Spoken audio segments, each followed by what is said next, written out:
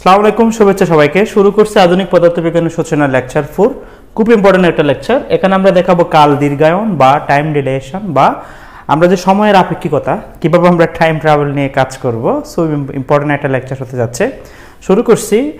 কাল দীর্ঘায়ন জিনিসটা কি, অর্থাৎ আমরা একই ঘটনা এক এক পর্যবেক্ষকের কাছে এক এক রকম মনে হবে। আমার এই লেকচারটা দেখার আগে আমাদের প্রিভিয়াস 3টা লেকচার আমরা আপলোড করেছি, সেই ক্লাসগুলো একটু দেখো ধারাবাহিকভাবে, তাহলে এই জিনিসগুলো বুঝতে খুব ইজি হবে।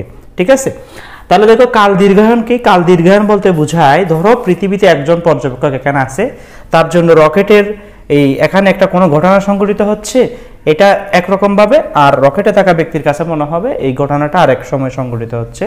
বেসিক্যালি বিষয়টা আমরা বলি, পর্যবেক্ষকের সাপেক্ষে গতিশীল থাকার কারণে কাল বা সময় বিলম্বিত বা ধীরে চলাকে আমরা সেটাকে সময় বিলম্বন বা কাল দীর্ঘায়ন বলে। হয়তো আমার এই ডেফিনেশনটা অনেকেই বুঝবে না, কনসেপ্টটা ক্লিয়ার করে দিই একটু। এখানে আমরা দুটি ঘটনা বিবেচনা করি। মনে করো এটা একটা রকেট বি বেগে চলছে mn বরাবর। ওকে, এখন দেখো এখানে এ এবং বি দুই জায়গায় দুইটা মিরর আছে, মিরর বা দর্পণ আছে। এখন এখানে একজন ব্যক্তি, মনে করো রাজু, মিস্টার রাজু এখানে আসছে। রাজু কি করলো, একটা টর্চ লাইট নিক্ষেপ করলো। সো টর্চ লাইটের আলো নিক্ষেপ করলো, বলবো ফোটন, আলো আপতিত হওয়া মানে হচ্ছে ফোটন আপতিত হওয়া। সো এখানে আমরা একটা টর্চ লাইট থেকে আলো নিক্ষেপ করলাম, আলো গেল, তাহলে এই মিররে ধাক্কাকে আবার এই মিররে চলে আসবে, তাই না? অর্থাৎ এখান থেকে আলো যাবে, সো এখান থেকে বা আমার যদি এমন একটা ওয়ে থাকে যে আলো এখান থেকে যাবে আবার আসবে, তাহলে বিষয়টা কেমন হবে?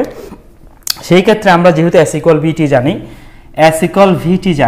S=VT, সো T হচ্ছে কত, S/V। সো আলোর ক্ষেত্রে সেটা হবে কত, S এর জায়গায় কি হবে, তাহলে T কত হবে, S না বলে আমরা এটাকে D বলতে পারি, আর V না বলে আলোর ক্ষেত্রে কি বলতে পারি, C বলতে পারি। যেহেতু আলো যাবে আর আসবে, সো এখানে দূরত্ব হচ্ছে কত, 2D। অর্থাৎ এখানে আলো যাওয়া এবং আসা যে দুইটা ডিস্টেন্স পাস করে, সো এটা 2D বাই হচ্ছে কত, C।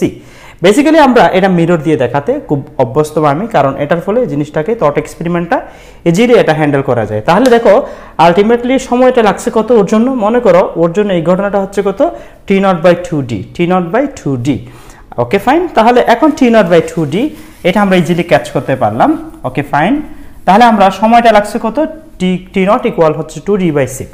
এখন আমরা এটা থট এক্সপেরিমেন্টটা কেন করি, থট এক্সপেরিমেন্টটা করি হচ্ছে এই কারণে, ধরে নাও এই দুইটা মিরর, যেহেতু আলো 1 সেকেন্ডে যেতে লাগে, 1 সেকেন্ড যেতে লাগে 3 লাখ কিলোমিটার। 1 সেকেন্ড যেতে 1 সেকেন্ডে কতটুকু যায়, 1 সেকেন্ডে 3 লাখ কিলোমিটার বেগে 3 লাখ কিলোমিটার যায়। ওকে ফাইন, দ্যাট মিনস আমি যদি বলি যে এখানে একটা মিরর আছে, এখানে একটা মিরর আছে, তাদের ডিস্টেন্স মনে করো 3 লাখ কিলোমিটার, তাহলে আলো যেতে লাগবে 1 সেকেন্ড, আসতে লাগবে 1 সেকেন্ড। কয় সেকেন্ড লাগবে তাহলে, 2 সেকেন্ড লাগবে। যদি তারা 6 লাখ কিলোমিটার দূরত্ব থাকে, তখন আলো যেতে লাগবে 2 সেকেন্ড, আসতে লাগবে আবার ব্যাক করতে লাগবে 2 সেকেন্ড, তাহলে এক্ষেত্রে সময় হবে টোটাল 4 সেকেন্ড। কিন্তু এরা যদি 9 লাখ কিলোমিটার দূরত্বে থাকে দুইটা মিরর, তাহলে কেমন হবে, দুইটা মিরর থেকে প্রথম যেতে লাগবে 3 সেকেন্ড, আসতে লাগবে 3 সেকেন্ড, টোটাল 6 সেকেন্ড লাগবে। অর্থাৎ আলোর ব্যাগ তো অ্যাকচুয়ালি অসীম নয়, আলো 1 সেকেন্ডে 3 লাখ কিলোমিটার যায়। তাহলে এখানে দুইটা মিরর দিয়ে আমরা ইজিলি এক্সপেরিমেন্টটা চালাতে পারি। অর্থাৎ তাহলে এখানে থাকা ব্যক্তি বা রকেটে থাকা ব্যক্তির জন্য সময়টা হবে T0 যদি বলি আমরা বলি, তাহলে T0 আমরা 2D/C বলতে পারি। কেন, দুইটার ডিস্টেন্স পাস করলো আর আলোর ব্যাগ হচ্ছে কত, C। ওকে ফাইন, তাহলে এই ঘটনাটা পৃথিবীতে থাকা পর্যবেক্ষক, পৃথিবীতে মনে করে মিনে আছে, রাজু হানিমুনে যাচ্ছে কোনো একটা গ্রহ বা নক্ষত্রে, বা নক্ষত্রতে যেতে পারবে না, ফুরে যাবে, তাহলে বলে একটা গ্রহে সে হানিমুনে গেল। ঠিক আছে, আর মিনা সেটাকে পর্যবেক্ষণ করছে, টাটা বলছে, রাজু বলছে টাটা। আচ্ছা, মিনার কাছে কিরকম হবে ঘটনাটা, মিনা মনে করো পৃথিবী পৃষ্ঠে আছে, এখন মিনার কাছে ঘটনাটা কিরকম মনে হবে। দেখো এই এক্সপেরিমেন্ট আমি তোমাদের লেকচার 2 তো দেখাইছি, সেটা হচ্ছে এরকম, লেকচার 1 এবং 2 তে দেখাইছি। সেটা হচ্ছে আমরা ট্রেনে থাকার সময় একটা প্রসঙ্গ কাঠামো যখন চিন্তা করি, জড় প্রসঙ্গ কাঠামো, তখন হয় কি, এটা ট্রেন থেকে কোনো বস্তুকে উপরের দিকে নিক্ষেপ করলে সেটা ঠিক আবার আগের জায়গায় পড়ে যায়। অর্থাৎ ট্রেনটা যদি ত্বরণ না থাকে, জড় প্রসঙ্গ কাঠামো হয়, তাহলে সেক্ষেত্রে একটা বস্তু উপরের দিকে নিক্ষেপ করলে সেটা ঠিক আগের জায়গায় পড়ে। কিন্তু যদি এমন হয় যে ট্রেনটা এক এক সময়ে এক এক বেগে যাচ্ছে, তাহলে কিন্তু তুমি সেটাকে উপরের দিকে নিক্ষেপ করলে দেখবে পেছনে পড়ে যাবে, এটাই প্রকৃতপক্ষে ঘটনাটা ঘটবে। সো রানিং অবস্থায় আমাদের কাছে মনে হবে, দেখো এখানে থাকা ব্যক্তির কাছে একটা বস্তু উপরের দিকে নিক্ষেপ করলে সেটা আবার আগের জায়গায় পড়াটা একই রকম কথা। কিন্তু ট্রেনের বাইরে থাকা ব্যক্তির কাছে মনে হবে কি, আমরা ট্রেন নিয়ে যে এক্সপেরিমেন্টটা করছিলাম, একটা সিটে বসেছো তুমি, একটা বস্তু উপরের দিকে নিক্ষেপ করছো, সেটা ঠিক আগের জায়গায় পড়ে গেছে। কিন্তু ট্রেনের বাইরে থাকা ব্যক্তির কাছে মনে হবে বলটা এভাবে করে ফেলছিল, এভাবে করে পড়ে গেছে, এরকম প্যারাবোলিক পথে মনে হবে। সো এখানেও একই রকম ঘটনাটা ঘটে।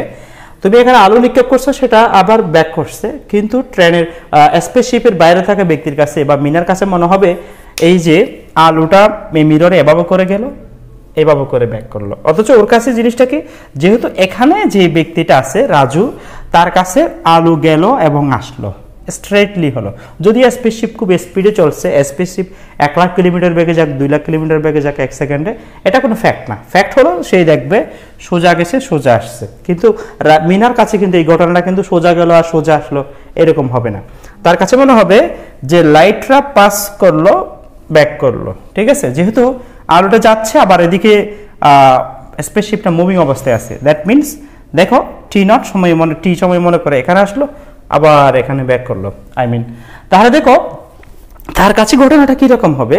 তাহলে তার দূরত্বটা, অতিক্রান্ত দূরত্বটা কত, ধরো আমরা এতটুকু পরিমাণ L ধরলাম, আর এটা তো বিষয় D, তাহলে L square plus D square root over, তাহলে এটা অতিভুজ আকৃতির সিস্টেম চলবে। অর্থাৎ তার কাছে মনে হবে, মিনার কাছে মনে হবে এই স্পেসশিপের ক্ষেত্রে, অর্থাৎ সে যে রাজু যে আলুটা নিক্ষেপ করলো বা টর্চ লাইট থেকে যে আলুটা গেল, সেই আলুটা এই যে এভাবে করে বাঁকা করে গেল, আর ব্যাক করার সময় সোজা আসে নাই, ব্যাক করার সময় এভাবে করে, যেহেতু স্পেসশিপটা রানিং অবস্থায় আছে, তার দ্যাট মিনস এই দূরত্বটা হচ্ছে কত, root over L square plus D square, আর এই দূরত্বটা সেম, এটা L, এটা D।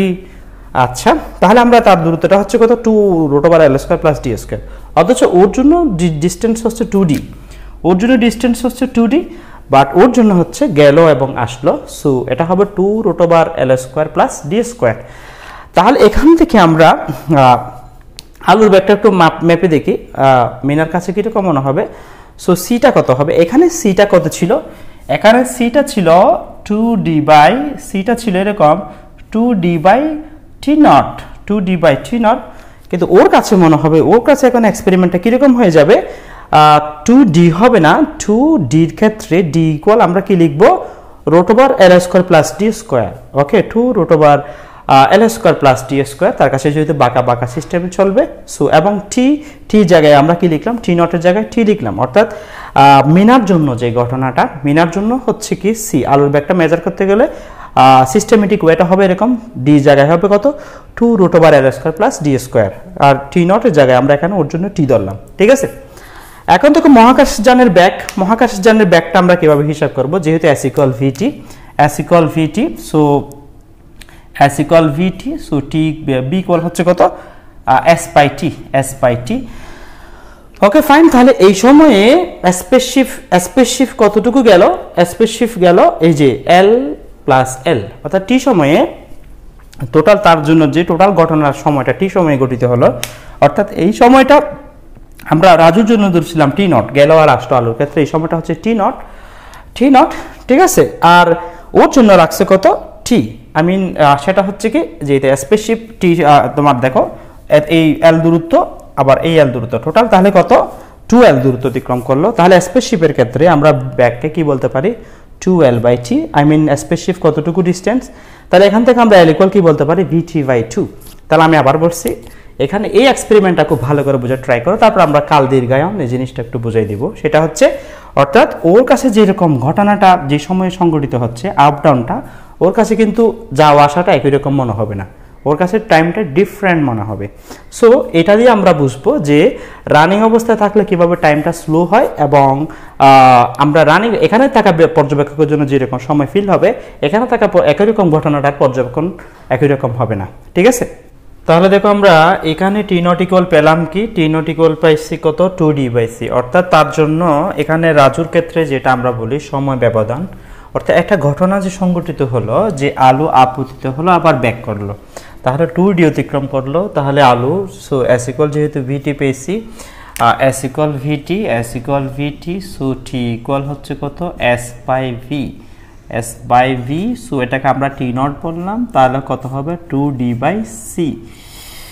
ওকে, আর আমরা মিনার জন্য কি পেয়েছি? মিনার জন্য পেয়েছি এটা, তাহলে সি ইকুয়াল পাচ্ছি, তার ক্ষেত্রে আলোর বেগের যে কন্ডিশন সেটা হচ্ছে কি 2√L² + d² এবং এখানে L ইকুয়াল কত পেয়েছি আমরা? bt/2। এখন আমরা এই ইকুয়েশনগুলো সলভ করে আমরা একটু দেখব যে সময় কেন ধীরে চলে, এখানে আমরা সেই জিনিসটা বুঝাবো, ঠিক আছে? আচ্ছা, তাহলে দেখো খুব ভালো করে খেয়াল করো, আমরা সি ইকুয়াল কি পাইছি? 2√L² + d²/t, ঠিক আছে? এখন আমরা এই যে L এর ভ্যালুটা পাইছি, L ইকুয়াল হচ্ছে vt/2, তাহলে vt/2 স্কয়ার করো L² t²/4, আমরা সেটা বসাই দিলাম d²/t, ঠিক আছে? তাহলে এরপর আমরা ক্যালকুলেশন করে দেখি, স্কয়ার করো, তাহলে c² হবে, এটা 2² 4 হবে, বাকিটা সব ঠিক থাকবে। তারপর দেখো এটাকে আমরা 4 দ্বারা মাল্টিপ্লাই করলাম, 4 দ্বারা মাল্টিপ্লাই করলে কত হবে? এটা 4 ক্যান্সেল হয়ে যাবে, 4d² হবে t²। এখন t² দ্বারা উপরের দুইটা টার্মকে আমরা ভাগ করব, কীরকম আসবে? তাহলে এটা v² আসবে, এটা 4d²/t²। নাও আমরা এটা পক্ষান্তর করলাম, c² - b² ইকুয়াল হচ্ছে 4d²/t², ঠিক আছে? তাহলে এখান থেকে আমরা এরপর বর্গমূল করলাম, তাহলে দেখো √c² - b²/2d, 2d দেখো বর্গমূল করলাম 2d/t। তারপর দেখো t ইকুয়াল আমরা কি করতে পারি? 2d/√, এখান থেকে আমরা c² কমন নিলে 1 - b²/c², তারপর c² কে বর্গমূল থেকে নিয়ে আসো, তাহলে c হবে, বাকিটা রেখে দাও 1 - b²/c²। এখন দেখো 2d/c অ্যাকচুয়ালি এটা হচ্ছে কত? t0, তাহলে দেখো t ইকুয়াল t0 1 - b²/c²। অর্থাৎ আমরা তাহলে দেখলাম যে এটাই হচ্ছে মূলত রিলেশনশিপ, সেটা হচ্ছে কি টাইম ডিলেশন বা কাল দীর্ঘায়নের যে ঘটনাটা, অর্থাৎ একই ঘটনা দুজন পর্যবেক্ষকের জন্য সবসময় দুই রকম সময়ে সংঘটিত হবে। তোমাদের কাছে কেমন মনে হবে? এই ইকুয়েশনের তাৎপর্যটা কি তুমি বুঝতেই পারো? এই ইকুয়েশনের তাৎপর্যের ক্ষেত্রে অবশ্যই আমাদের যে একটা টার্ম নিয়ে আমরা ডিসকাস করি, সেই টার্মটা হচ্ছে এরকম যে দেখো এই টার্মটা আমরা সবসময় ওয়ানের চেয়ে ছোট পাবো, অর্থাৎ গামার যে জিনিসটা আছে খুব ভালো করে বোঝার ট্রাই করো। গামার একটা পার্ট হচ্ছে 1 - b²/c², এই মানটা অবশ্যই লেস দেন 1, কারণ 1 থেকে বিয়োগ হচ্ছে যে কোনো টার্ম 1 থেকে বিয়োগ হওয়া মানে হলো, সো এটা অবশ্যই 1 হচ্ছে কি হবে? ছোট হবে। এখন তাহলে দেখো t greater than t0, অর্থাৎ আমাদের জন্য যে সময়টা লাগবে পৃথিবীতে থাকা পর্যবেক্ষক মিনার জন্য যে সময় একই ঘটনা যেরকম সময়ে সংঘটিত হবে, এর জন্য কিন্তু সময়টা অনেক কম লাগবে, টাইমটা স্লো হয়ে যায়। এখানে কোনো ওয়াচ কি দেখাবে? স্লো দেখাবে। তুমি বলতে পারো যে এখানে যারা রানিং অবস্থায় আছে এরা বিভিন্ন সময়ে বিভিন্ন ঘটনা স্লো টাইমে দেখবে, কিন্তু তারা কখনো বুঝবে না তাদের জন্য টাইমটা স্লো হয়ে যাচ্ছে। আমি নাম্বার 1 ভিডিও প্রথমটাতে বলেছিলাম যে এক সময়ে কেন এক রকম ভাবে আমরা ওই জিনিসগুলো অবজার্ভ করি, এবং কেউ বুঝবে না যে আমি একটু পরে সেটা আবার একটু রিভিউ দিয়ে দিব। তাহলে এখানে দেখো t greater than t0। আচ্ছা, সো এই রিলেশনশিপটা আমরা দেখাতে পারি। দেখো যেহেতু এই মানটা লেস দেন 1, সো কোনো কিছুকে লেস দেন 1 দ্বারা ভাগ করো। ধরো আমরা 1 কে 0.1 দ্বারা ভাগ করলাম, তাহলে অবশ্যই কত আসবে? 10 আসবে। তাহলে দেখো টিটা অবশ্যই t0 হচ্ছে কি পাচ্ছি? আমরা বড় পাচ্ছি, কারণ t0 কে আমরা ভাগ করছি 1 হচ্ছে ছোট কোনো সংখ্যা দ্বারা ভাগ করা মানে হলো কত? এটার মান পাইছি আমরা 0.1। এটা যদি 1 ধরো, t0 ধরো, সো এটা যদি t0 ধরো, তাহলে t ইকুয়াল t0 এটা মনে করো, তাহলে t ইকুয়াল 10 গুণ t0 এর কত গুণ হবে? 10 গুণ হবে, ঠিক আছে? সো অর্থাৎ বেসিক্যালি বোঝাটাই হচ্ছে কি আমাদের জন্য সময়টা বেশি মনে হবে, কিন্তু ওদের কাছে টাইমটা অনেক স্লো হয়ে যাবে, ঠিক আছে? সো এই ইকুয়েশনটা তোমরা বলতে পারো যে এখানে এই ইকুয়েশনটা আমরা যখন এস্টাবলিশ করলাম, আমি কোনো রকমভাবে লরেন্স ট্রান্সফরমেশন ইউজ করি নাই, এবং একদম বেসিক লেভেল একটা থট এক্সপেরিমেন্ট থেকে এই ইকুয়েশনটা আমি ইভ্যালুয়েট করে দেখালাম, প্রতিপাদন করে দেখালাম। এখন অনেকের কাছে প্রশ্ন থাকতে পারে যদি আমি লরেন্স ট্রান্সফরমেশন কি করে ইউজ করি, সেক্ষেত্রে ইকুয়েশনটা আনা যাবে কি না? অবশ্যই আনা যাবে।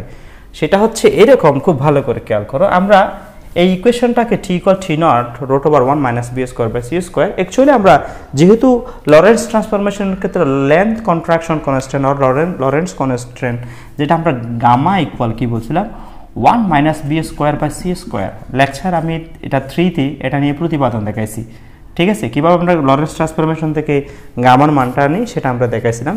সো এখানে দেখো অ্যাকচুয়ালি এই জিনিসটাকে মূলত আমরা এভাবে করে লিখতে পারি T equal T naught 1 minus B square by C square root over. So এটাকে অ্যাকচুয়ালি এটা মিনস হচ্ছে আসলে কত, T equal gamma T naught. অর্থাৎ দুইজন জন্য যে দুই রকম ঘটনা সংঘটিত হবে সেটা অ্যাকচুয়ালি হচ্ছে গামা টাইমস গামা গুণ।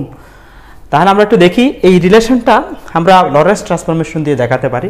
লরেন্স ট্রান্সফরমেশন কি ছিল, দুটি কাঠামোর মধ্যে, দুটি জড়প্রসঙ্গ কাঠামোর মধ্যে সময় এবং স্থানাঙ্কের মধ্যে যে সম্পর্ক সেটা আমরা যদি একটু ব্যাখ্যা করি সেটা ছিল এরকম, খুব ভালো করে বুঝে ট্রাই করো। মনে করো এখানে একজন অবজারভার আছে, ঠিক আছে, এখানে একটা অবজারভার আছে, সো ভালো করে বুঝতেই পারো। সো এইটা ছিল এরকম যে আমরা এটা নিয়ে লেকচার 2তে দেখাইছি, 3তে দেখাইছি, একটু দেখে এসো এই ট্রান্সফরমেশনটা কীভাবে ছিল। সেটা ছিল এরকম, ধরো এক্স ওয়াই জেড কাঠামো, এটা এস কাঠামো আর এটা হচ্ছে কি এস প্রাইম কাঠামো, আর এটা স্থানাঙ্ক মনে করো X prime Y prime Z prime. এখানে কোনো ঘটনা সংঘটিত হচ্ছে, মনে করো এখানে কোনো ঘটনা সংঘটিত হচ্ছে, এখানে কোনো দুইটা স্পেসশিপ মনে করো মুভিং অবস্থায় আছে, বা ধরে নাও যে রাজু রানিং অবস্থায় আছে, একটা স্পেসশিপে করে রাজু রানিং অবস্থায় আছে, ঠিক আছে, একটা স্পেসশিপে করে রাজু রানিং অবস্থায় আছে, ঠিক আছে। এখন মিনা এখান থেকে সেটা যদি পর্যবেক্ষণ করে, শুরুতে মিনা এবং রাজু একই অবস্থায় ছিল। মিনা এখানে মনে করো, রাজু এখন বি ব্যাগে এদিকে মুভ করা শুরু করলো, এই হচ্ছে ব্যাপার বি ব্যাগে। সো আমরা বলেছিলাম যে এই একই ঘটনা অবজারভার ও যদি ও বলো তাহলে ও হচ্ছে ও প্রাইম, ঠিক আছে। এখন দেখো এখানে যে কোনো একটা ঘটনা যদি সংঘটিত হয়ে থাকে ওর জন্য সেটা হচ্ছে কত, টি প্রাইম, এবং এটা পজিশনটাকে আমরা বলছিলাম এভাবে এক্স ওয়াই জেড টি, এবং ওর জন্য এটাকে আমরা এক্স বলি। সো ওর জন্য হচ্ছে কি এক্স পজিশনে, ওয়াই জেড টি হচ্ছে সময়, এবং ওর জন্য সেটা হচ্ছে এক্স প্রাইম ডিস্টেন্সে সংঘটিত হয়েছিল। সো এটাকে আমরা বলছিলাম যে এরকম, এটা মিনস একই কথা, X prime Y prime Z prime T prime. আচ্ছা, সো গ্যালিলিয়ান ট্রান্সফরমেশনের যে প্রবলেমটা ছিল সেটা ছিল টি আর টি নটকে ইকুয়াল ধরছে, কিন্তু দেখা যাচ্ছে টি আর টি নট ইকুয়াল ধরলে আমরা এটা সলিউশন পাই না, যার কারণে আমরা লরেন্স ট্রান্সফরমেশনে যাই। এবং লরেন্স ট্রান্সফরমেশনের ক্ষেত্রে আমরা যে ইকুয়েশন দেখাইছিলাম সেটা হচ্ছে কি টি প্রাইম, টি দিয়েও করতে পারো, টি প্রাইম দিয়ে করতে পারো। তো আমরা যদি টি প্রাইম দিয়ে দেখাই তাহলে ফর্মুলাটা ছিল এরকম, বি এক্স প্লাস হচ্ছে কি টি ইকুয়াল আমরা যদি টি দিয়ে করতে চাই সেটা হচ্ছে এরকম ছিল, T equal T prime plus B X prime by C square, ঠিক আছে, 1 minus B square by C square ছিল ইনভার্স লরেন্স ট্রান্সফরমেশন যেটা আমরা বলি। সো খেয়াল করো, তাহলে এখন আমরা যে জিনিসটা জানি সেটা হচ্ছে কি লরেন্স ট্রান্সফরমেশনে যখন আমরা কাজ করছিলাম টাইম নিয়ে, অর্থাৎ দুইটা সময়ের যে দুইটা গতিশীল কাঠামোর মধ্যে অথবা একটা স্থির আর একটা গতিশীল কাঠামোর মধ্যে দুইজন ব্যক্তির মধ্যে রানিং অবস্থায় বা দুটি প্রসঙ্গ কাঠামোর মধ্যে রানিং অবস্থায় যে তাদের মধ্যে সময়ের যে রিলেশন, দেখো আমাদের যে গ্যালিলিয়ান ট্রান্সফরমেশন যে ভুলটা করেছিল লরেন্স ট্রান্সফরমেশন সেই জিনিসটা করে না, অর্থাৎ এখানে টি আর টি নট সমান নয়, দুইজন দুই রকমভাবে ঘটনাটা দেখবে। এখানে যেই ঘটনাটা সংঘটিত হলো, মনে করো এখানে কোনো আতশবাজির উৎসব হচ্ছে, সো এই যে স্পেসশিপে করে যাচ্ছে সে আগে দেখবে, এখানে পৃথিবীতে থাকা পর্যবেক্ষক পরে দেখবে, বা এটা এমনও হইতে পারে যে দুইজনের রানিং অবস্থায় আছে, সেক্ষেত্রে প্রথমজন আগে দেখবে পরেরজন পরে দেখবে, তাহলে তাদের মধ্যে সম্পর্কটা কি হবে, টি ইকুয়াল টি প্রাইম, টি হচ্ছে কি এখানে যে ব্যক্তি আছে তার জন্য হচ্ছে কি টি, ঠিক আছে, আর ওর জন্য হচ্ছে কিন্তু টি প্রাইম সময়। ওকে ফাইন, সো এটাই আমরা দেখাতে চাইছিলাম, সেটা হচ্ছে কি টি প্রাইম। সো বেসিক্যালি আমরা টি প্রাইম এটাকে টি ধরো, এটাকে টি নট ধরো, প্রবলেম নেই। তাহলে দুটি ঘটনা শুরু হওয়ার সময়ের ব্যবধান এখানে, আর এটা হচ্ছে দুটি ঘটনা শুরু হওয়ার সময়ের ব্যবধানে। সো সেটাকে আমরা এভাবে করে দেখালাম, ধরে না টি নট হচ্ছে কি এখানে গতিশীল অবস্থায় যে আসছে, সো তার জন্য যেহেতু দুইটা সময়ের ব্যবধান শুরু এবং শেষ, শুরু যদি টি ওয়ান প্রাইম ধরো তাহলে অর্থাৎ সেটা যাওয়াটা যদি তুমি টি ওয়ান প্রাইম বলো তাহলে আসাটা টি টু প্রাইম, তাহলে আমরা টি ওয়ান প্রাইম ধরবো, এখানে টি ওয়ান প্রাইম ধরবো, টি ওয়ান প্রাইম হচ্ছে কি যাওয়াটা, তাহলে আসাটা হবে কত টি টু প্রাইম, ঠিক আছে। আর ওর জন্য হচ্ছে কি ধরো এখানে গেল এরকম বাঁকাভাবে মনে হবে তার কাছে, এটা হচ্ছে কি টি ওয়ান আর এটা হচ্ছে কত টি টু। সো অ্যাকচুয়ালি আমরা টি মিনস হচ্ছে কত টি টু মাইনাস টি ওয়ান। তাহলে এখন দেখো টি টু মাইনাস টি ওয়ান, আমরা যদি এই দুইটা কাঠামো নিয়ে একটু চিন্তা করি তাহলে কেমন হবে, তাহলে এই আমরা টি টু প্রাইম, যেহেতু আমরা টি বলতে যেটা বুঝি T prime plus B X prime by C square root over 1 minus B square by C square, এটা আমরা লরেন্স ট্রান্সফরমেশন থেকে পেয়েছি। প্লিজ আমার রিকোয়েস্ট থাকবে এই ভিডিওটা দেখার আগে অবশ্যই আমরা লরেন্স ট্রান্সফরমেশন এবং গ্যালিলিয়ান ট্রান্সফরমেশন ক্লিয়ার করে আসতে হবে, না হয় এখানে হাত দেওয়া যাবে না। হ্যাঁ, তুমি বলতে পারো যে লরেন্স ট্রান্সফরমেশন এবং গ্যালিলিয়ান ট্রান্সফরমেশন না করেও কিন্তু আমি এখানে দেখাইছি যে ইকুয়েশনটা কীভাবে আসে।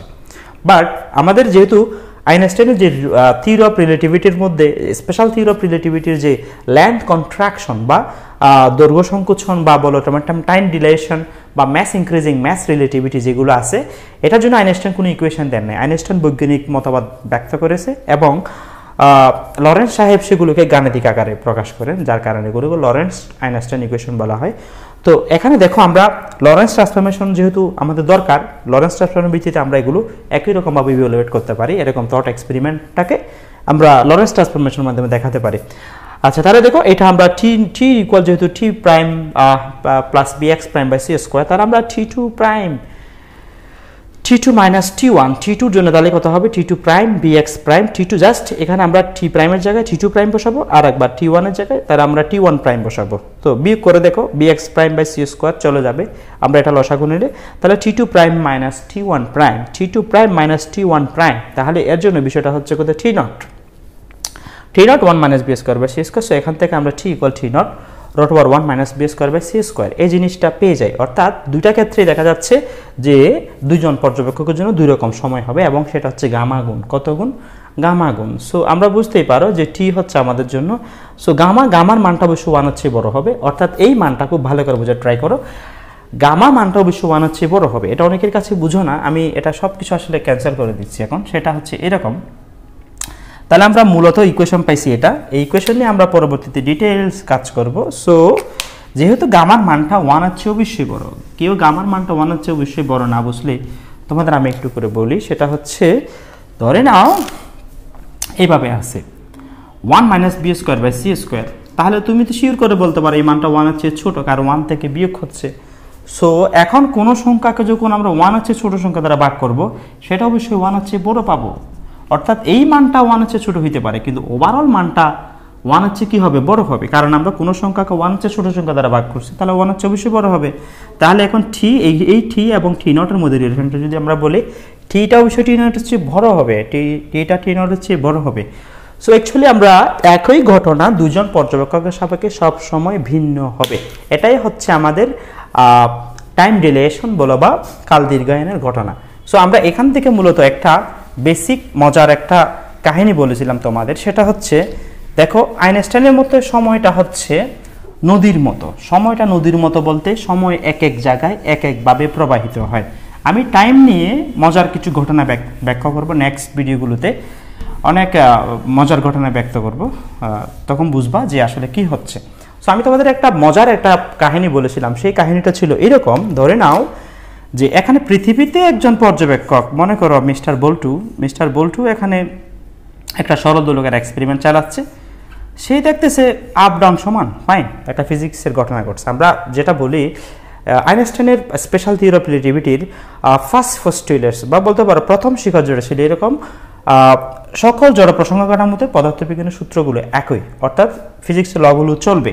তাহলে এখানে দেখো আমরা একটা সরল দোলকের এক্সপেরিমেন্ট দেখাচ্ছি, আপ ডাউন সমান হচ্ছে, ধরে নাও এখানে টি ইকুয়াল 2 সেকেন্ড লাগলো, ঠিক আছে। এখন মিস্টার বল্টু এখানে আছে, সো বল্টু দেখতেছে যে পৃথিবী পৃষ্ঠে আছে, ফাইন, সে দেখছে এই ঘটনাটা 2 সেকেন্ডে সংঘটিত হলো, ঠিক আছে। এখন দেখো জগৎটা কিরকম চলে সেটা আমি তোমাদের একটু করে বলি। সেটা মনে করো এরকম একটা স্পেসশিপ আছে, ঠিক আছে। এখন এই স্পেসশিপে করে কোনো ব্যক্তি যাচ্ছে, মনে করো রাজু এখানে আছে, রাজুকে বললাম এখানে মনে করো কন্ট্রোল টাওয়ারে আমরা তার সাথে কি করছি, কানেক্ট করছি। সো কন্ট্রোল টাওয়ার আমরা তার সাথে যোগাযোগ করছি যে রাজু তুমি কতটুকু সময়ে এই ঘটনাটা সংঘটিত হইলো মনে করো।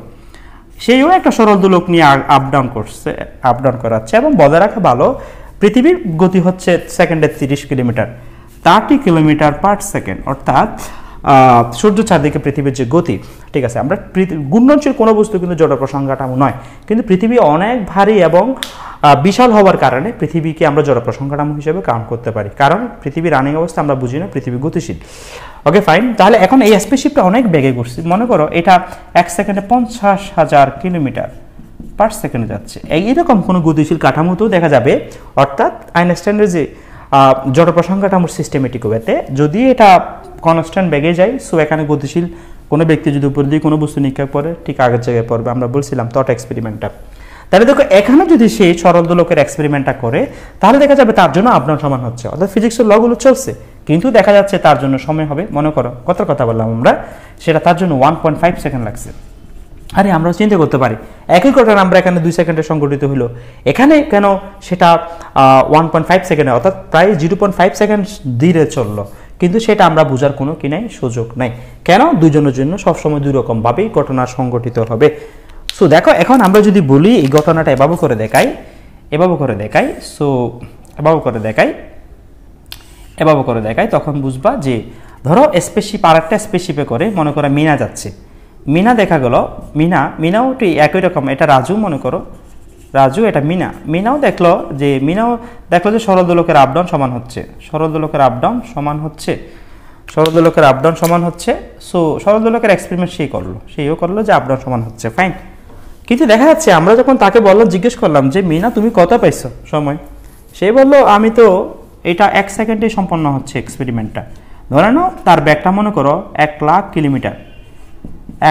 Kilometre per second. তাহলে দেখো সেই দেখতেছে এই ঘটনাটা 1 সেকেন্ডে। আমরা পৃথিবীতে থাকা যারা অবজারভার আমাদের কাছে মনে হচ্ছে হাইরে কি এইটাও 2 সেকেন্ডে সংঘটিত হলো, এটা 1.5 সেকেন্ডে সংঘটিত হলো, এটা 1 সেকেন্ডে সংঘটিত হচ্ছে।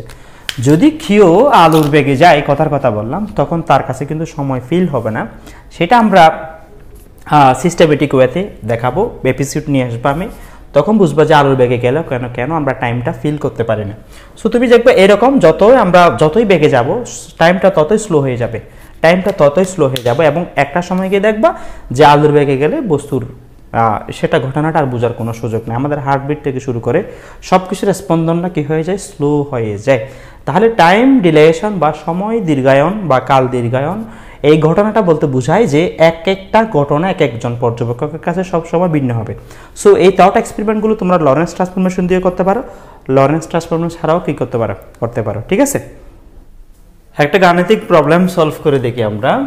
বলা হলো 25 বছর বয়সের একজন মহাশূন্যচারী মহাকাশযানে 1.8 × 10⁸ -1 দ্রুতিতে চলে পৃথিবীর হিসাবে 30 বছর পর ফিরে এলেন, তার বর্তমান বয়স কত? সো এই ধরনের প্রবলেমগুলো কীভাবে সলভ করে, অনেকের কাছে বলে যে টাইমটা কীভাবে স্লো হয়ে যায়। সো এটা আমরা ম্যাথমেটিক্যালি দেখালাম, আমরা এখন প্র্যাকটিক্যালি কিছু অঙ্ক করব, অঙ্কের মাধ্যমে আমরা বুঝবো যে এই ঘটনাটা কীভাবে সংঘটিত হয়। এর মধ্যে টাইম ট্রাভেল নিয়ে অনেক কিছু আছে, তবে প্রশ্ন হচ্ছে টাইম ট্রাভেল নিয়ে কী কী ব্যাখ্যা আছে বা কী ঘটনা হইতে পারে, বা এটা অতীতে যাওয়া পসিবল কিনা, ফিউচারে কীভাবে যায়। আমরা মোটামুটি দেখালাম যে দুটি ঘটনা দুজন পর্যবেক্ষকের সাপেক্ষে সবসময় ভিন্ন হবে। সো এখানে দেখো আমরা এটা নিয়ে পরবর্তী এপিসোড করব, টাইম কীভাবে স্লো হয়ে যায়, এটা নিয়ে আরও দুটো এক্সপেরিমেন্ট আছে। একটা হচ্ছে অবশ্যই আমাদের গতির জন্য, যে এক এক ব্যাগের জন্য আমরা টাইমটা এক এক রকম হবে, আলোর ব্যাগে গেলে টাইমটা স্লো হয়ে যাবে। তাহলে আলোর গেলে টাইম কেন স্লো হবে সেটার আরও অনেক থট এক্সপেরিমেন্ট আছে। আর দ্বিতীয়টা হচ্ছে কি গ্রেভিটি কিভাবে টাইমকে স্লো করে, টাইমটা স্লো করে। তোমরা অনেক সময় দেখছো যে যারা ইন্টারস্টেলার মুভিটা দেখছো তারা দেখবা যে একটা ব্ল্যাক হোলের পাশে যখন তারা যায় ওইখানে পৃথিবীর 1 বছর হচ্ছে, পৃথিবীর 7 বছর হচ্ছে, এখানে 1 বছর। তো অনেকের কাছে এই জিনিসগুলো মাথা ব্যথার কারণ, সেটা হচ্ছে গ্রেভিটি কীভাবে টাইমকে এফেক্ট করে। আর একটা হচ্ছে কি আমরা এখানে দেখালাম গতি, এটা নিয়ে আমি আরও এপিসোড বানাবো, সো টেনশন করার কিছু নাই। আমরা আজকের ক্লাসটা মাত্র পার্ট 1। সো এখানে কিছু কথা, তারপরেও কিছু বেসিক বলা ভালো। ধর্মতত্ত্বের ভিত্তিতে অনেক কি আছে, টাইম ট্রাভেল নিয়ে ঘটনা আছে, বা আমাদের টাইম ট্রাভেল নিয়ে অনেক মজার প্যারাডক্স আছে, যেমন টুইন প্যারাডক্স থেকে শুরু করে সব কিছু আমি ডিটেলসে সামনে আস্তে আস্তে বলবো। আজকে তারপর কয়েকটা কথা বলি। আমাদের পক্ষে অ্যাকচুয়ালি কিন্তু অতীতে যাওয়া এক ধরনের অসম্ভব। হ্যাঁ, এর কারণ হচ্ছে ধরো এটা একটা সুন্দর একটা এক্সপেরিমেন্ট আছে, সেটা হচ্ছে ধরে নাও তুমি অতীতে গেলা, তোমার দাদার সাথে তোমার দেখা হলো, কোন একটা কারণে তোমার দাদার সাথে তোমার মনোমালিন্য হলো। এখন তোমার দাদাকে তুমি যদি গেছেন করে মেরে দাও, মনে করো তোমার দাদাকে তুমি মেরে ফেললা, তাহলে কেমন হবে? তোমার দাদা যদি মারা যায় তাহলে তোমার বাবা আসবে না, তোমার বাবা না আসলে তুমিও আসবে না। মানে এই ধরনের প্রবলেমগুলোর জন্য অতীতে যাওয়া এক ধরনের আমাদের পক্ষে পসিবল নয়। তবে আমাদের যিনি সৃষ্টি করেছেন আমাদের টোটাল কৃতকর্মটা কিন্তু একটা সিডি রিক্সের মতো আবার প্লে করা যাবে, বা একটা ভিডিওর মতো আবার প্লে করা যাবে। মানে বলতে গেলে আমাদের হিসাব নিকাশ থেকে শুরু করে সব কিছু কিন্তু একটা লিস্টের মধ্যেই আওতাভুক্ত, ঠিক আছে। সো অনেকেই ক্ষমা চাইলে হয়তো সেটা ডিলিট হবে, আল্লাহ রাব্বুল আলামিন বাকিটা কিন্তু হিসাব পাবে। সো সেটা আসলে ধর্মতত্ত্বের ভিত্তিতে আমরা ব্যাখ্যা করবো সামনে। সো অতীতে যাওয়া আমাদের পক্ষে এক ধরনের পসিবল না, তবে ফিউচার ট্রাভেল করা পসিবল, আমরা অলরেডি ইকুয়েশনের মাধ্যমে দেখাইছি। সো সেটা আমরা আস্তে আস্তে সামনে দেখাবো। আরও অনেক, যেমন টুইন প্যারাডক্স আছে, দুজন ভাই একই ব্যক্তি। এখানে যেমন মনে করো যে এখানে যে প্রবলেমটা সলভ করে দিচ্ছি সেটা হচ্ছে 25 বছর বয়সের একজন মহাশূন্যচারী, মনে করো দুই ভাই, ঠিক আছে। একজন পৃথিবীতে আছে আর একজন স্পেসশিপ নিয়ে, ঠিক আছে। স্পেসশিপে করে যাচ্ছে সে, স্পেসশিপটা অনেক স্পিডে যাচ্ছে, ঠিক আছে। এখন স্পেসশিপে যদি যাই, ধরো স্পেসশিপে করে ও যাচ্ছে, ওটা প্রথম, এটা দ্বিতীয় ব্যক্তিটা স্পেসশিপে করে যাচ্ছে। বলা হচ্ছে তার সেটা 1,80,000 কিলোমিটার বেগে, 1.8 × 10⁻⁸ -1। তাহলে এই বয়স এইভাবে এই ব্যাগে যদি সে যায়, তাহলে বেসিক্যালি প্রবলেমটা বা সুবিধাটা কি বলা হচ্ছে, পৃথিবীর হিসাবে 30 বছর পর ফিরে আসছে। তাহলে আমাদের হিসাবে যেটা বলি, পৃথিবীর হিসাবে যেটা বলি, বা আমাদের পর্যবেক্ষকের কাছে যেটা, সেটা হচ্ছে কি বলছিলাম আমরা, দুটি ঘটনার মধ্যবর্তী সময় ব্যবধান হচ্ছে কি টি, আর এর জন্য হচ্ছে কত t0। ওকে, তাহলে আমরা t0 ইকুয়াল হচ্ছে t × √1 - b² বলছিলাম দুটি ঘটনার জন্য যে ইকুয়েশনটা দায়ী বা যে ইকুয়েশনটা দরকার সেটা হচ্ছে t = গামা t0। ওকে, সো আমরা এই রিলেশনটা আমরা লরেন্স ট্রান্সফরমেশন ইউজ করে দেখাইছি। লরেন্স ট্রান্সফরমেশন ছাড়াও আমরা সেটাকে থট এক্সপেরিমেন্ট থেকে পেয়েছি। ওকে, তাহলে আমরা মানগুলো বসাই দিলে দেখা যাচ্ছে 24। তাহলে দেখো আমাদের হিসাবে 30 বছর পর ফিরে আসলেন, তাহলে তার বয়স হওয়ার কথা ছিল কত, 25 + 30, আই মিন হচ্ছে 55 ইয়ার্স হওয়ার কথা ছিল, কিন্তু দেখা যাচ্ছে তার বর্তমান বয়স হবে কত, 25 + 24, তাহলে 49। দ্যাট মিনস আমাদের জন্য, অর্থাৎ তারা যদি দুজন যমজ ভাই হয়ে থাকে, যে একজন তাদের বয়স, মনে করো দুজন ব্যক্তি নাম যদি কথা বলে, ওর বয়স 25, ওর বয়স 25, যেহেতু সে প্রায় 30 ইয়ার্স গেল আর আসলো, তাহলে আমাদের জন্য হবে কত, 55, 30 + 25, ওর জন্য হচ্ছে সেটা হচ্ছে কত, 49, ওর জন্য সেটা হচ্ছে কত, 49 ইয়ার্স হচ্ছে, ঠিক আছে। সো আমরা যদি এভাবে করে যদি গতিটা আস্তে আস্তে বাড়াই, ধরো স্পেসশিপের ব্যাগটা 2 × 10⁸, মানে 2 লাখ কিলোমিটার, সেক্ষেত্রে কিন্তু সময়টা দেখো, তার জন্য সময় ফিল হচ্ছে কত, 23.44। অথচ আমাদের পৃথিবীতে তখন কিন্তু কত হবে, 30 বছর পার হয়ে যাবে, ঠিক আছে। সো টাইমটা আস্তে আস্তে স্লো হওয়া শুরু করছে। যেমন দেখো তার ব্যাগ যদি এমন হয় স্পেসশিপ 2.5 × 10⁸, তাহলে দেখা যাচ্ছে সেই ক্ষেত্রে কিন্তু তার কাছে এক্সপিরিয়েন্স হবে প্রায় 17 বছরের কাছাকাছি, অথচ আমাদের ক্ষেত্রে 30 বছর পার হয়ে গেছে, ঠিক আছে। তারপর দেখো যদি তোমার 2,90,000 কিলোমিটার ব্যাগে, অর্থাৎ 2.9 × 10⁸ এত ব্যাগে যায়, তাহলে সেই ক্ষেত্রে t0 হচ্ছে 7.65, তার কাছে মনে হবে প্রায় 8 বছরের কাছাকাছি সে ওখানে ছিল। কিন্তু দেখো 2.95 হলে সেক্ষেত্রে 5.45, তাহলে দেখো 2.99 হলে আলুর ব্যাগের একদম কাছাকাছি গেলে দেখো প্রায় 2.5 বছর মনে হবে, কিন্তু আমাদের কাছে 30 বছর পার হয়ে গেল। আর যদি আলুর বেগে যায় তখন কিন্তু তার কাছে শুরু আর শেষ একই মনে হবে। সো বেসিক্যালি এই প্রবলেমটা হচ্ছে, এটা দিয়ে আমরা টুইন প্যারাডক্স কথাটা চিন্তা করি। টুইন প্যারাডক্স বা যমজ, যেটা প্যারাডক্স বা ধাঁধা, সেই জিনিসটা হলো কি, দুই ভাই, সেটা একজন যদি আলুর বেগে গিয়ে আবার পৃথিবীতে ফেরত আসে বেশ কিছু বছর পর, মনে করো 50 বছর পর বা 100 বছর পর ফিরে আসলো, তার কাছে যাওয়া এবং আসাটা একই রকম, মানে তার কাছে তেমন টাইম ফিল হবে না। এক ব্যাগের জন্য এক রকমভাবে টাইম ফিল হবে, তবে তার জন্য সেটা কি ফিউচার ট্রাভেল শুরু হবে। কিন্তু আমাদের জন্য বয়সটা স্বাভাবিক হিসেবে, কারণ আমরা যে কাঠামোতে আছি এখন কিন্তু সেই কাঠামোতে নাই। সো দেখা যাচ্ছে তাদের জন্য টাইমটা স্লো দেখায়, এটাকে বলা হয় টাইম প্যারাডক্সের টুইন প্যারাডক্স। তখন দুই যমজ ভাইয়ের কাছে দুই রকম সময় ফিল হবে। দেখা যাবে যেমন এই হিসাবে আমরা ওর বয়স 55 হওয়ার কথা, কিন্তু দেখা যাচ্ছে ওর বয়স হচ্ছে 49। সো যতই বাড়বে, যেমন মনে করো এই স্পেসশিপটা যদি এই ব্যাগে যেত, তখন বিষয়টা কীরকম হইতো, 2.446, তাহলে কত, 25 + 2.446, যে স্পেস থেকে ফিরে এসেছে তার বয়স হবে কত, 27.446, মানে ইয়াং। কিন্তু দেখো তার ভাই যে পৃথিবীতে আছে তার 25 হবে, প্রায় দ্বিগুণ হয়ে যাবে বয়স, তাহলে দেখবা ইন্টারস্টেলার মুভিতে দেখবা বাবার চেয়ে সন্তানের বয়স বেশি, বাবার চেয়ে সন্তানের বয়স বেশি।